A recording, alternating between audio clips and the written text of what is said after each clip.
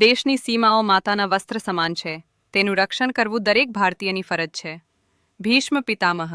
નમસ્કાર દર્શક મિત્રો, સરહદ ન્યૂઝ ચેનલમાં આપનું સ્વાગત છે. હું અનિતા ગોસ્વામી. હવે જોઈએ સમાચાર વિસ્તારથી.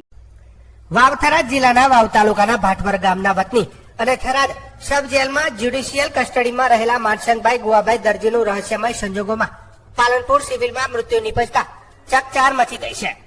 મૃતકના ભાઈ કીર્તિભાઈ દરજીએ આ મામલે વાવ પોલીસ સ્ટેશનમાં લેખિત અરજી આપી મૃત્યુ બાબતે ગંભીર આક્ષેપો કર્યા છે. વાવ પોલીસ મથકે મૃતકના પરિવારજનો તેમજ ગ્રામજનો મોટી સંખ્યામાં આવી લેખિત કરેલી રજૂઆત અનુસાર માનસંગભાઈની તાજેતરમાં થરાદ પોલીસ દ્વારા ધરપકડ કરવામાં આવી હતી.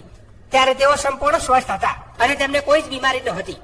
આ કેસમાં સાતલપુરના મામલતદારના પુત્રે કરેલી ફરિયાદમાં મૃતકની અટકાયત કરેલી હતી. મામલતદાર વર્ષોથી વાવ થરાદ પંથકમાં ફરજ બજાવતા હોવાથી પરિવારનો આક્ષેપ છે કે આ વગના કારણે તેમનું શંકાસ્પદ મોત થયું છે. મૃતકના ભાઈએ આક્ષેપ કર્યા કે મામલતદાર સાથે સંકળાયેલી મહિલા સહિત દ્વારા પરિવારને સતત ધમકીઓ આપવામાં આવી રહી છે. જો આ મામલે ફરિયાદ કરવામાં આવશે તો મહિલા ઝેર પીને આત્મહત્યા કરવાનું નાટક કરી પરિવારને ખોટા કેસમાં ફસાવવાની ધમકી આપી રહ્યા હોવાનો આક્ષેપ કર્યા હતા. પરિવારજનોએ માંગ કરી છે કે કસ્ટડી દરમિયાન થયેલા મૃત્યુની તપાસ કોઈ નિષ્પક્ષ અને ઉચ્ચ કક્ષાના અધિકારી દ્વારા કરવામાં આવે. ધમકી આપનાર શખ્સો વિરુદ્ધ કાયદેસરની ફરિયાદ દાખલ કરવામાં આવે. તેમજ જો ભવિષ્યમાં મહિલા કે અન્ય કોઈ વ્યક્તિ આવું કોઈ પગલું ભરે તો તેની જવાબદારી મૃતકના પરિવારની રહેશે નહીં. તેમજ રજૂઆતમાં ગંભીર આક્ષેપો કરવામાં આવ્યા હતા. જોકે પોલીસ સૂત્રના હવાલાથી જાણવા મળ્યું છે કે મૃતક માનસંગભાઈની તબિયત સબ જેલમાં લથડતા તેમને પાલનપુર સિવિલ ખાતે સારવાર અર્થે ખસેડ્યા હતા અને તેમનું સારવાર દરમિયાન મોત થયું હોવાનું પણ જાણવા મળ્યું હતું. મારું નામ દરજી ઠાકરસિંહભાઈ કરશનભાઈ, હું ગણેશપુરા ગામનો રહેવાસી છું અને ભાટવર ગામે અત્યારે જે આ બીના બની છે અને આ ભાઈને થરાદ પોલીસ સ્ટેશનમાં પોતાને એરેસ્ટ કરેલા હતા.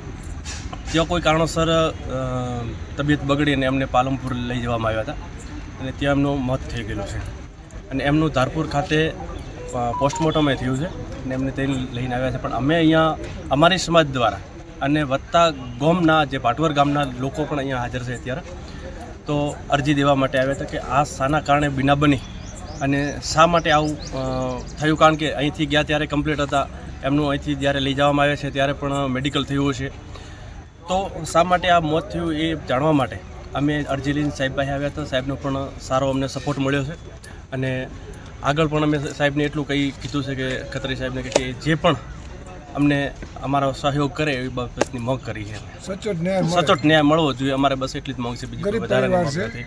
કારણ કે એમને એક દીકરો એક દીકરી છે, નથી મા અને નથી બાપ. અત્યારે એ મા બાપ વિહોણા થઈ ગયેલા છે. તો એના માટે કરીને અમે સાહેબને અરજી કરી અને સાહેબને કીધું છે કે જેટલી થઈ શકે એટલી અમારી સમાજની અને આ દીકરીઓની દીકરાની થોડીક હેલ્પ કરે એના માટે. મારું નામ પ્રજાપતિ ઓખાભાઈ ભેમાભાઈ. શું હતું સમીકરણમાં એવું હતું કે સાહેબ 16 તારીખે જે ટીડીયા સાહેબ, મામલતદાર ટીડીયા સાહેબ દિનેશભાઈ સાહેબ દ્વારા અમને જે માનસિંગભાઈ હાલ જે મૃત્યુ પામ્યા તે એને એમની દીકરીનો ખોટો નામ સંડોવાય અને એમને પોલીસ સાહેબશ્રીએ એરેસ્ટ કર્યા અને ત્યારબાદ એમને એમના ટેન્શનમાં એરેસ્ટ કર્યા અને એમના ટેન્શનમાં આ ભાઈને મગજની ખૂબ બીમારી થઈ અને પોલીસ દ્વારા સારવાર કરતો કે જેઓ કાલે મૃત્યુ પામ્યા છે. ત્યારે પછી એના નિમિત્તે અમે અહીં વાવ પોલીસ ખાતે આખા સમગ્ર ભાટવર ગામો તેમજ દર્દી પરિવાર સાથે અમે અહીં આવ્યા અને અહીં અમને પોલીસ થાણામાં સારો સપોર્ટ મળ્યો. અમે સંપૂર્ણ તપાસ થાય ન્યાયિક રીતે એની સાહેબશ્રીને અરજી આપી છે અને પોલીસમાંથી અમને સારો સપોર્ટ આપ્યો છે. અમને વિશ્વાસ છે કે આ જે મૃતક ભાઈ માનસિંગભાઈ છે એમના બચ્ચાને ચોક્કસ ન્યાય મળશે એ જ અમે વિનંતી કરી.